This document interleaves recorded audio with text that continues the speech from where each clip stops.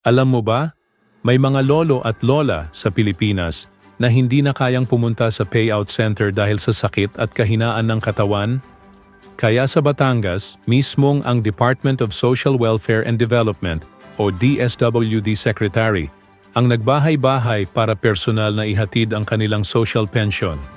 Tig 3,000 piso ang iniabot sa bawat benepisyaryo, mga senior citizens na may iniindang karamdaman at hirap ng kumilos.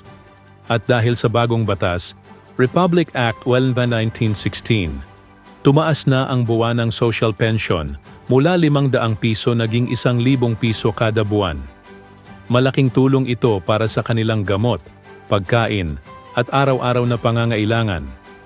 Ito ay patunay na kapag inilalapit ang serbisyo sa tao, mas ramdam ang malasakit ng gobyerno. I-share mo ang balitang ito para mas maraming lolo at lola ang makaalam at makinabang.